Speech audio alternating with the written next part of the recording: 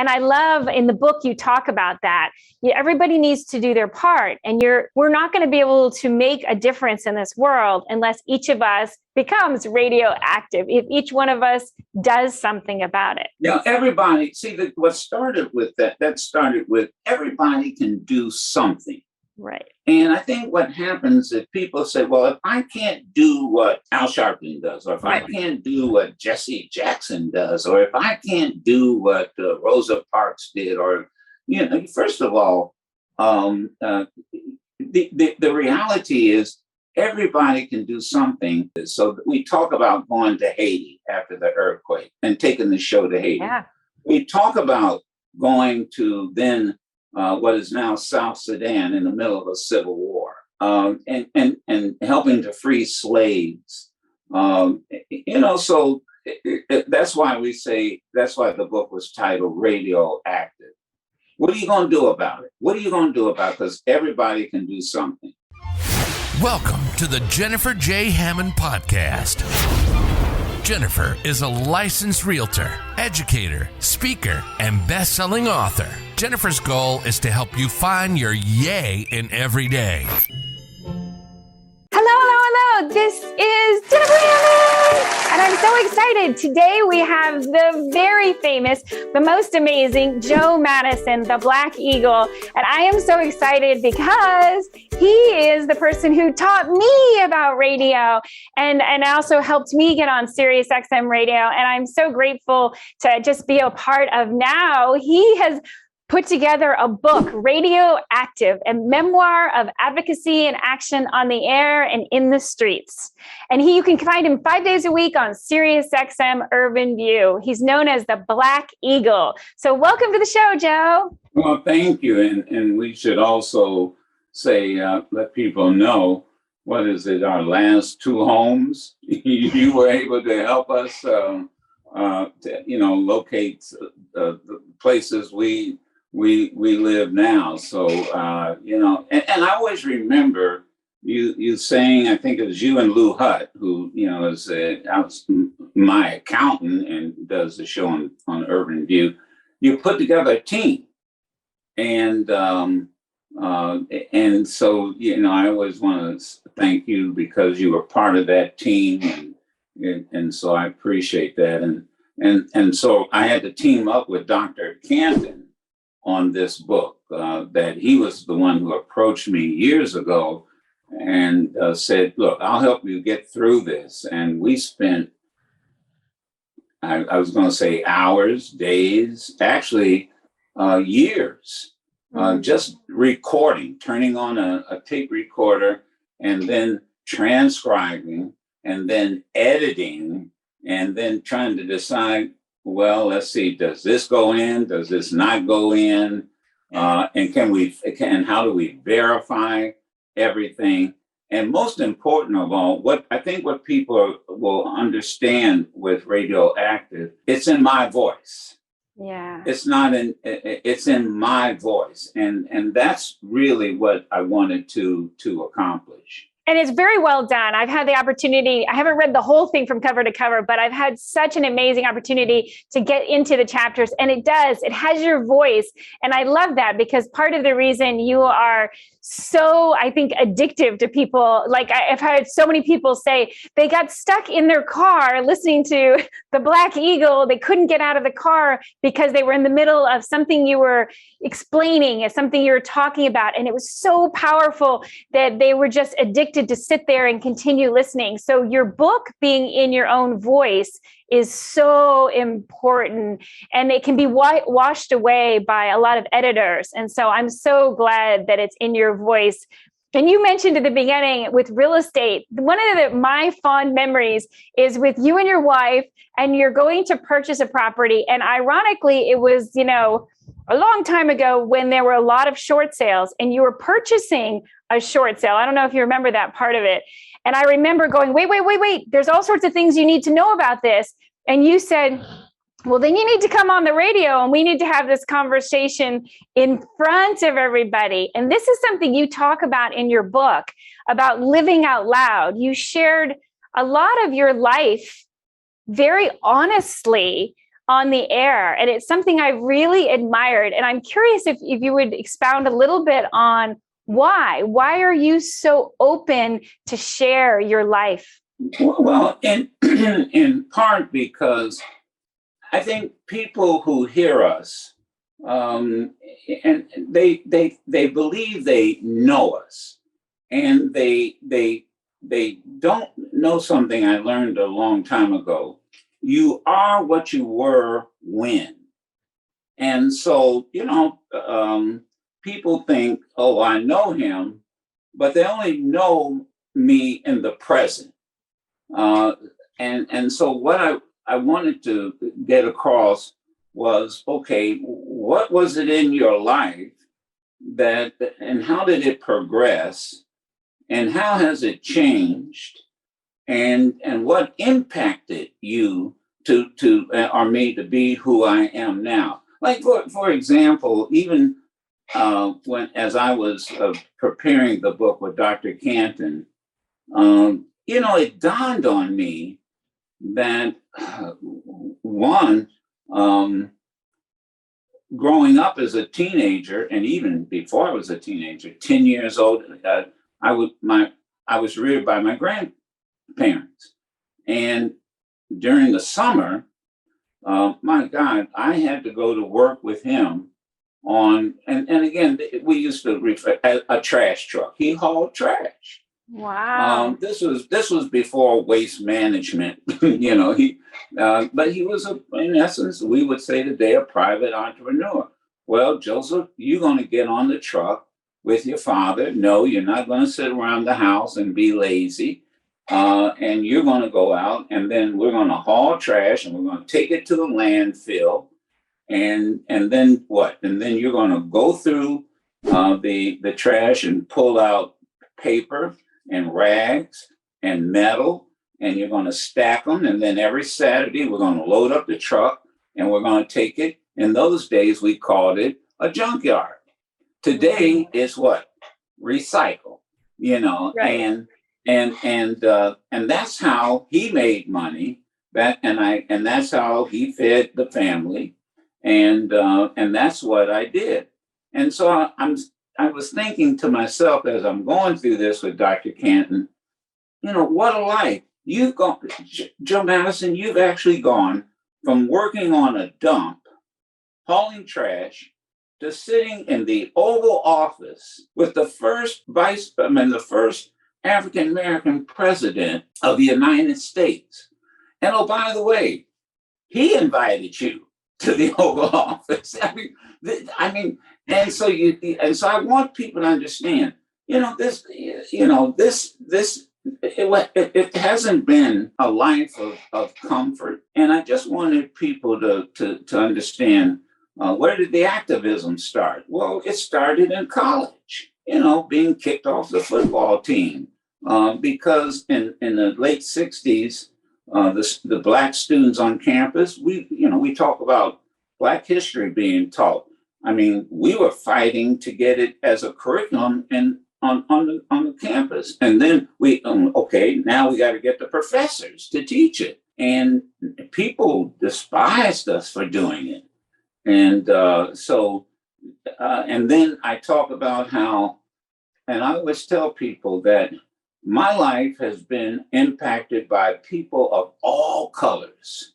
About the football coaches that said, well, come and play for us, or and who impacted my life. The professors at Washington University who says you got potential and we're going to work with you. And I just think people needed to know that. And then all of a sudden, you get to a chapter where now we're talking about starting a broadcasting career. There's a chapter where I always tell people, if you're in this business, you're lucky if you can find a place that you can roost, if you can get people who will support you. But then I always tell folks starting out in this business, your chances are you're going to get fired. Yes. You're going to be replaced. The ownership might change. The program director might change. And it's not because you aren't good. It's just because people have their own idea of what they want. But I talk about, after living in Detroit, having a political career, a broadcasting career, uprooting my family to take my first full-time job at a station in Philadelphia, and then getting fired within 90 days. Ooh. Within 90 days, because I was told that now I'm working midnights to 5:30. I'm the only Black person on the air, midnight to 5:30 in the morning. And so I'm told one day, called in to the program director's office and saying, we're getting complaints that you're talking about Black people too much. I'm not kidding you. And so, we just, okay. So I was really pissed off about that.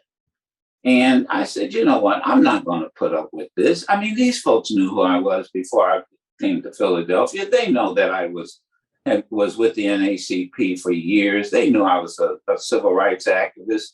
So I decided, the hell with them. So I decided to interview two African-American, very prominent African-Americans. One was the late Ron Brown, who eventually became the first African-American chairman of the Democratic National Committee. Good friend, had known him for years. And then Minister Farrakhan had said something, surprise, controversial.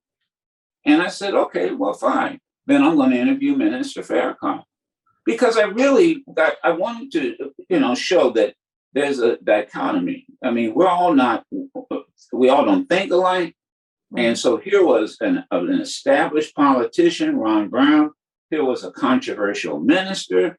And I can tell you, as soon as the sun came up, I was called to the president's office of the company, who was also the owner, and the program director, and summarily fired. I was fired.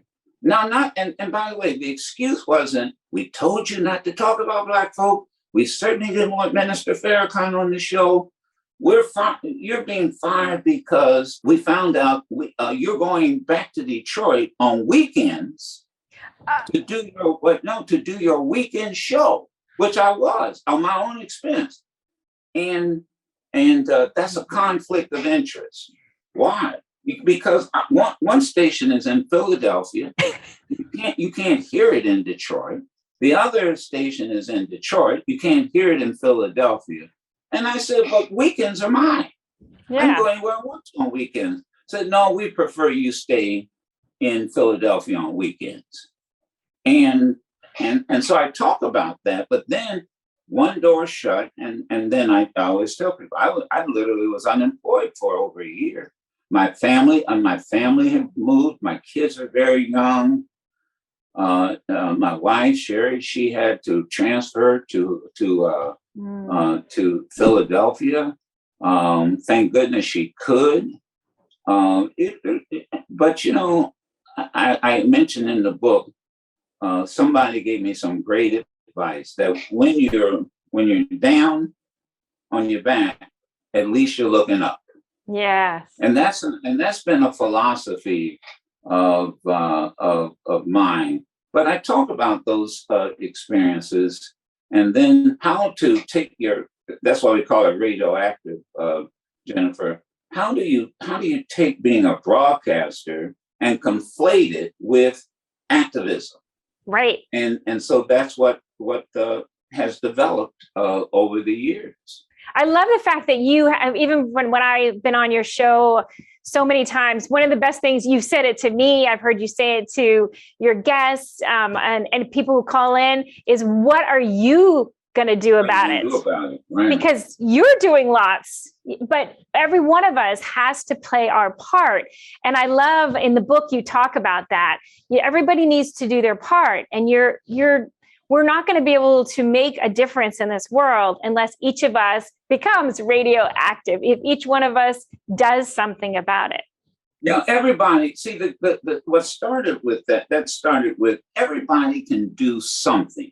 Right. And I think what happens is people say, well, if I can't do what Al Sharpton does, or if I can't do what Jesse Jackson does, or if I can't do what Rosa Parks did, or, first of all, the reality is everybody can do something.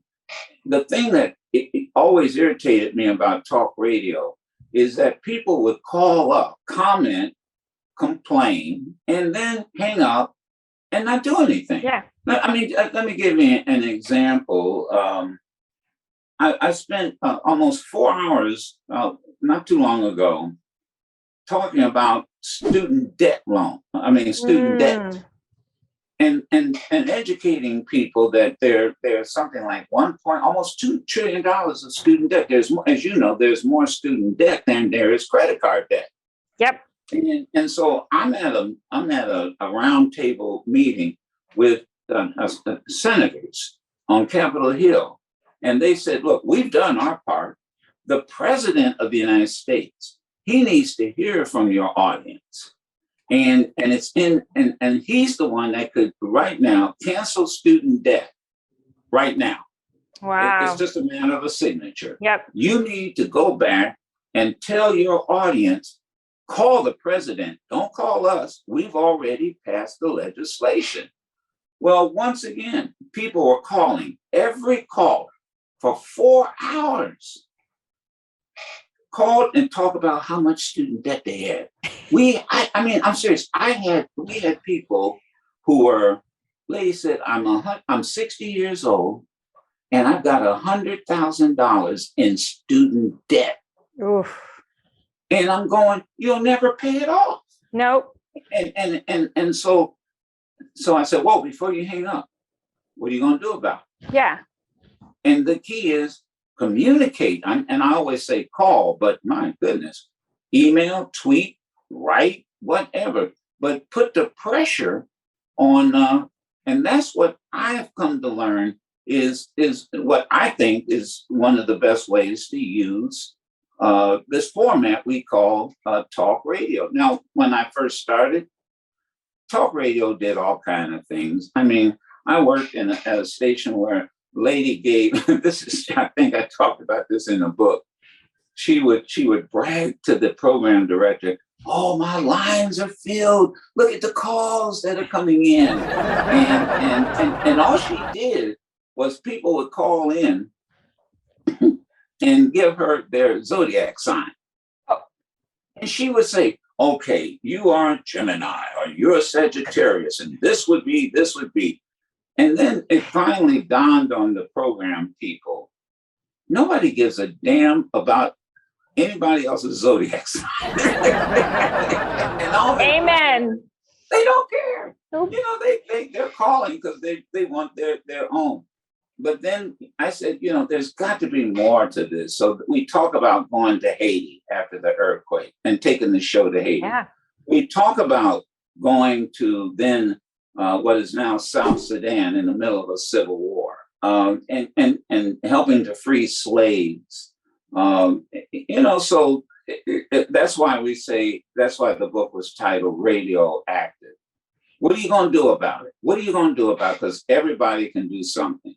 Everybody can do something. The other thing I love in the book is, number one, I love you even started, I believe it's chapter 2, where you say there's a story that you never shared publicly. So I think it's really special that in the book, you have actually really gone out of your way to share a lot of stories that people might not know about you, including one of the things that I love is I got to participate and help you with when you did the Guinness Book of World Records so that you could raise money. That is such a beautiful, and you work with Dick Gregory and all sorts of people to help.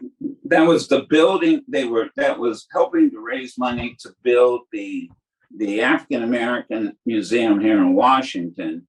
And I said, let's do a marathon. And I didn't even know there was a category. And so the category was the longest talk show on record. And we found out what the record was. And I think, if I'm not mistaken, it was like 40 hours or something like that with somebody in Dubai or wherever it was. And they raised money for somebody that needed a medical procedure. So I said, okay, well, let's go for it. And we contacted the Guinness people. They gave us the rules, and I don't know if I think, well, if people find out what it takes to get oh my God. So here's what I had to do. First of all, I had to speak every minute. So I couldn't, like if I interviewed Dick Gregory or I interviewed you, my voice had to be heard every minute.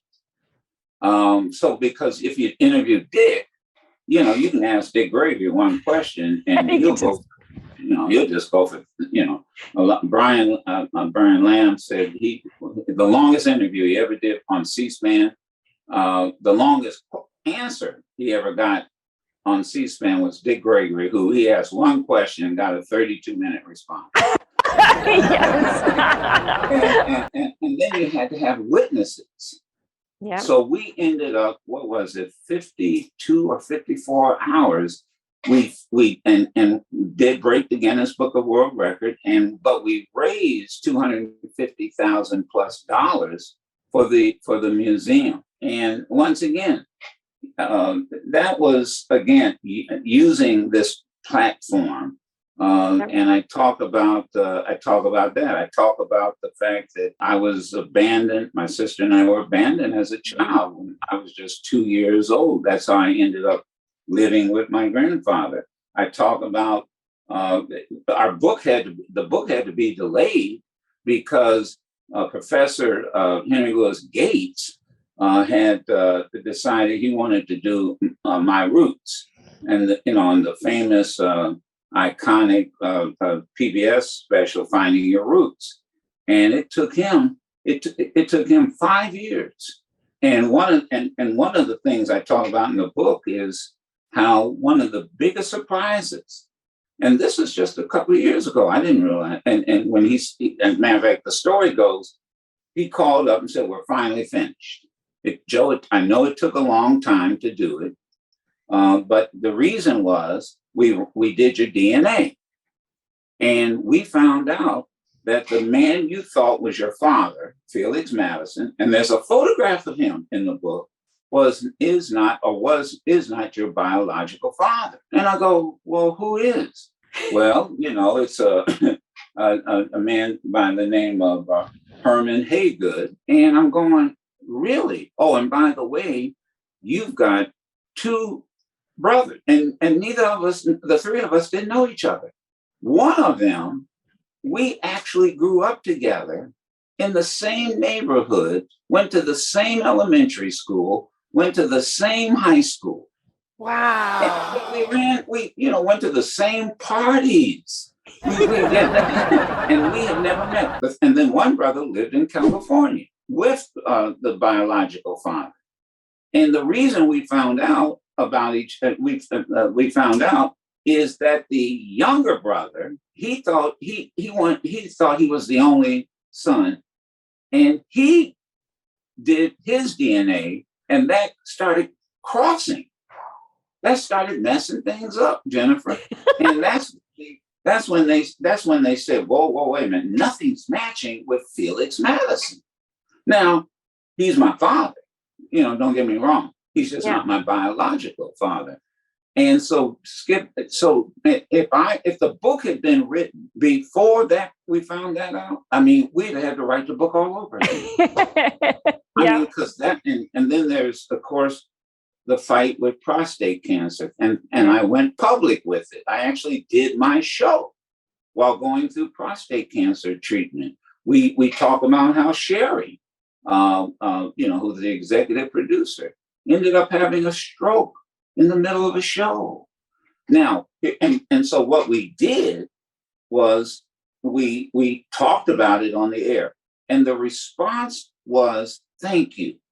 And men started saying, man, thank you, because now I better go get checked and get my examination. People talked about, being shown the signs of a stroke. Right. And because of what Sherry had went through. And so those are just things that, audiences don't really know in a way.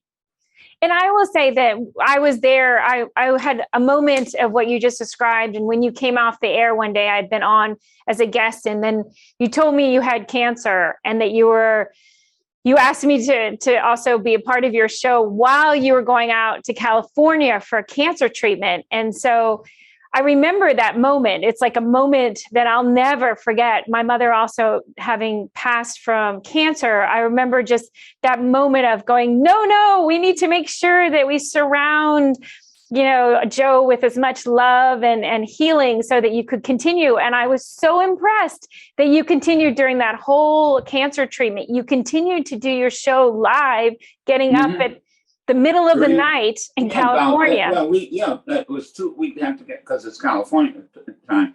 We'd get up at 2:00 in the morning and be prepared to go on air at 3 a.m. out on the West Coast. But once again, the response, particularly from men, was, "I'm so glad you're talking about it, because I better go get checked out." I can't tell you how many men just were pleased that we talked about, because men don't talk to each other about that. And so, but I have a good friend who said, "Man, you saved my life," because I went and got my checkup and I found I had prostate cancer. Wow. And that was repeated over and over again. And I love that in the book you share other little tidbits that most people don't know, like about having a guest show up while you're in the middle of your cancer treatment. And you're thinking, is this just a fan? And then finding out it's one of your heroes. And it's like we're brothers. This was John Carlos. This was John Carlos, at the Mexico Olympics, who stood up. And I grew up with him. He was part of the protest movement. And so we're at this hotel. We're doing the show from the hotel suite, and the front clerk called the room and said, "There is a Dr. John Carlos who wants to meet you." And what threw me was the doctor, and quite honestly, the last person I thought about would be the John Carlos. And I said, "Nah, I'm doing a show. I don't have time. I'm just thinking." And by the way, he shows up at 3:30 in the morning. Yeah. Now and I'm going, this has got to be a crazy person to show up at 3:30 in the morning. And so I said, "Now tell him to go away." The clerk called back and said, "Excuse me, he wants you to know this is the Dr. John Carlos." And I said, "Are you talking about John Carlos, the track star?" "Yes." "Oh, hell, bring him in." And he listened to the show, and he made a point to get up at 3:00 or be there at 3:30 in the morning to meet me. And I'm just like, I'm going, wow. I'm the one that's, I'm just like, man, are you? It's like, and we just developed the relationship. It was mutual respect. Yeah. And the same thing happened with Rosa Parks. Yeah. I talk about meeting Rosa Parks with the first time I was in the ACP. She would listen to the show, and she was working for the late the late Congressman John Conyers as a receptionist. And I walked into his office for a meeting of some sort, and I look over and I'm going, hell, that's Rosa Parks. and I went and introduced myself. Oh, and she always said, "Mr. Madison, Mr. Madison, oh, I know who you are. I listen to your show all the time." And that relationship blossomed. And I talk about how I ran for president of the Detroit NAACP, and the old heads, man, they went after me. She was my vice president. as my candidate for vice president. Now they defeated us because they didn't want me to be the president, and their argument used to be during the campaign, well, Rosa Parks is too old to be vice president of the Detroit NAACP. Hell, she was traveling around the world. And here you had these particularly old men talking about, oh, she was too old. And so we tell this story. We tell the story about boycotting the city of Dearborn because the city passed an ordinance. Dearborn is here, and across the street is Detroit. Yep. And somebody went across the street and apparently set up a picnic in one of the park shelters, public park. And the folks that complained to the city of Dearborn and actually passed an ordinance that said, if you're not a resident of Dearborn, you cannot use their public parks. And we know what that was about. Dearborn was a city that we called it a sunset city. If you were black, you had to be out of Dearborn, or you'd be stopped by the police at sunset. But we spent money. They had a huge shopping mall. And so Rosa Parks I got together with Rosa Parks and a friend named Art Featherstone. And he came up with the idea, well, let's boycott the city. And we announced that if we can't play in the parks, we're not going to pay in the stores. And the response was instant. But the Black leadership, Coleman Young was mayor at the time, and the older Black leadership jumped me. And their position was, you didn't get our permission to boycott Dearborn, because Henry Ford was mad. Because that's Ford country. That was where the corporate is, where it is today. And he picks up the phone, calls them, I guess every Black leader he could have a phone number for. And, was like, who is this kid? How dare him boycott? What are y'all going to do about it? They called me into a meeting, wanted to run me out of the city. Just move him out of here. We don't want him in Detroit. I go to one meeting on a Saturday morning with all these, it was about 5 prominent, there was a federal judge, there was a mayor, there was a labor leader, and found out they meet every Saturday. So they have eggs and bourbon or whatever, and they talk about various issues, like a kitchen cat. Invited me to this meeting, and raked me over the coals. And I said, whoa, wait a minute.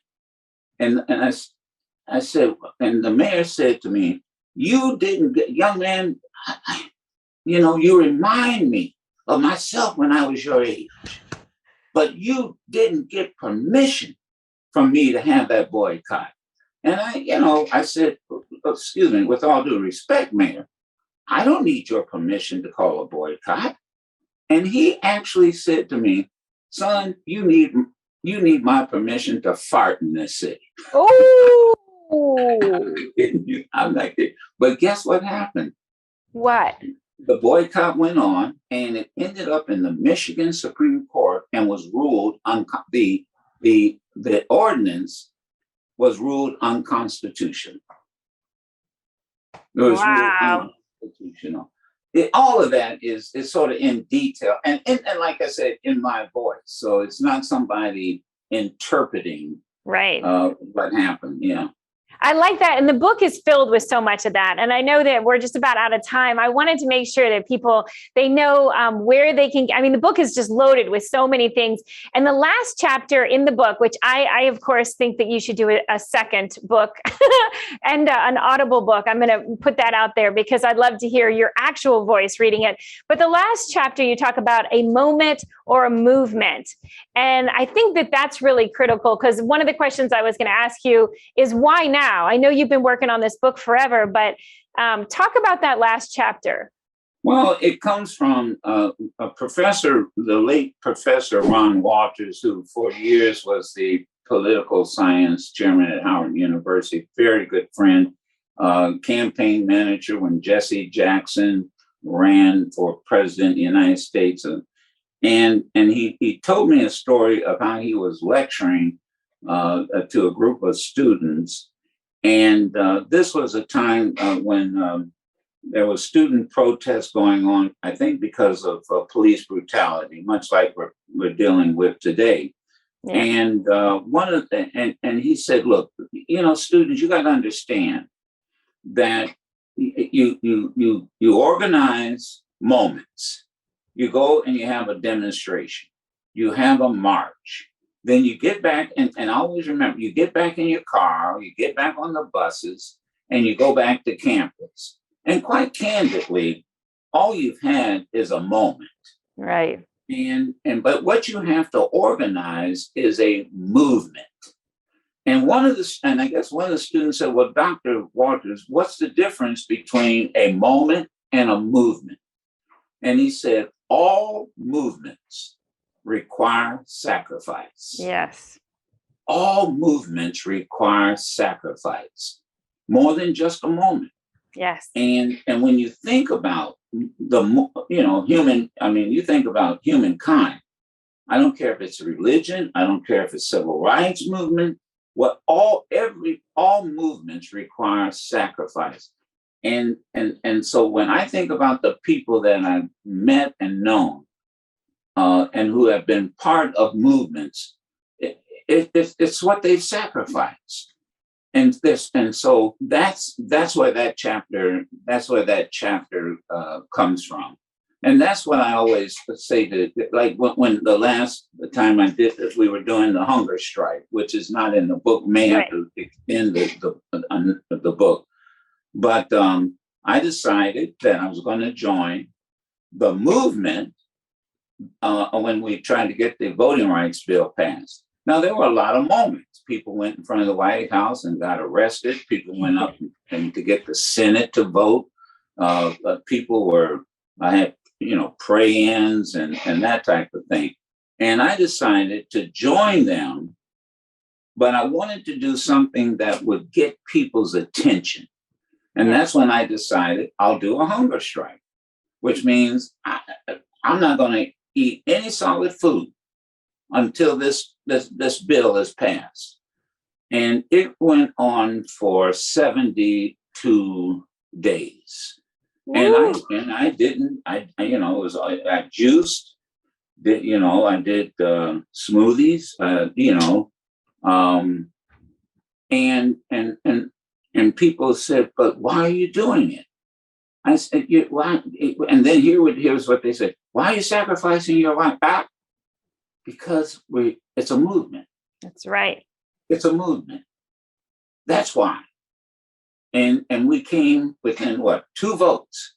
Mm. And part of what happened was half of the Democratic caucus, by the way, didn't want to change the filibuster. Mm. They weren't going to vote to change the filibuster to pass this. But, they're going, how long has he been on a hunger strike? 30 days. How long has he been on a hunger strike? 60 days. Oh, wait a minute. If this is so important to him that he's willing to sacrifice his life? Yeah. And they started rethinking it. Yeah.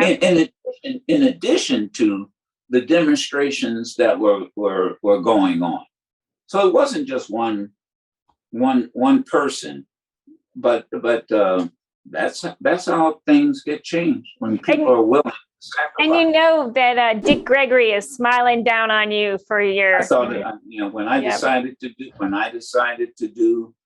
Isn't that interesting? We end where we began. Right. Exactly. When I decided to do this, the first person I reached out to was Dick Gregory's son, Christian Gregory. And we sat down and talked, and I said, what would Dick do? Yeah. And almost simultaneously, he said, Joe, he'd probably go on a hunger strike.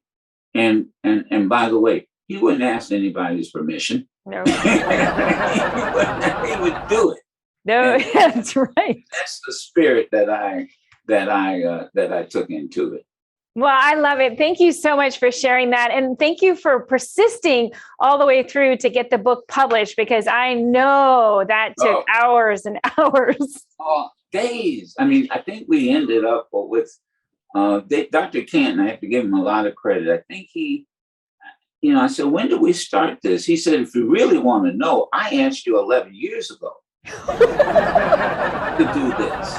And we've been recording for years, and he just kept stacking up all of it. And we would do it sometime after his college classes. Sometimes he'd come to DC or wherever. But people can go online. I think the easiest way, you can go on joemadison.com. Sherry handed me a note, and there's a banner, so you can order the paperback from Amazon, or ebook from Amazon. But if you want a hardback copy, you can go. You have to order it from the publisher. Okay. Yeah, but that all can be done on joemadison.com. Right? That's the easiest way to do it, and I think that's the easiest way to remember. Absolutely. So as we said before, the name of the book is Radioactive, a memoir of advocacy in action on the air and in the streets. And you'll get to hear all sorts of amazing stories. He's sharing some of them now, but even the story of how he became to be known as the Black Eagle. Oh, that, in there. that was a lot of fun.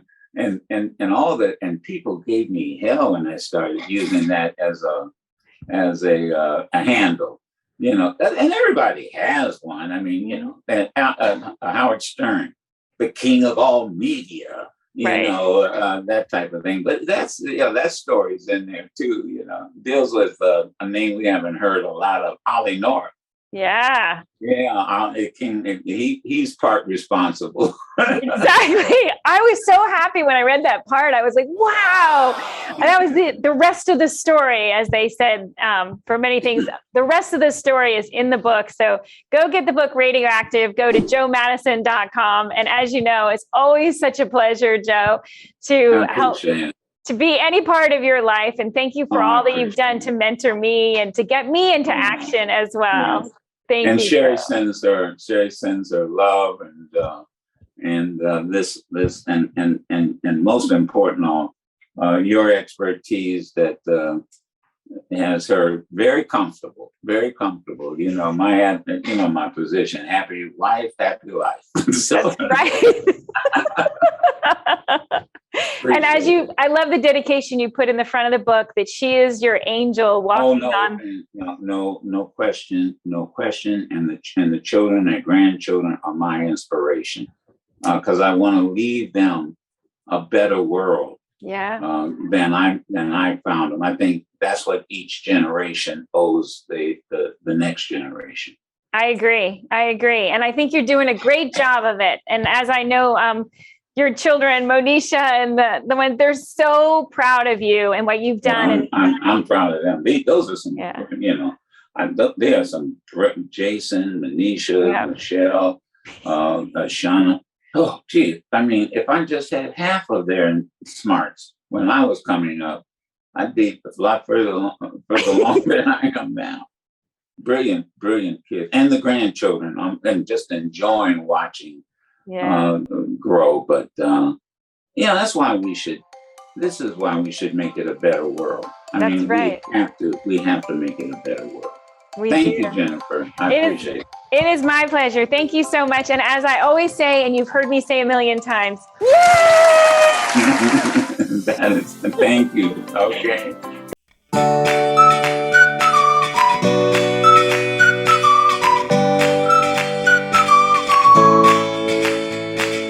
I want to encourage you to listen to the Jennifer Hammond Show.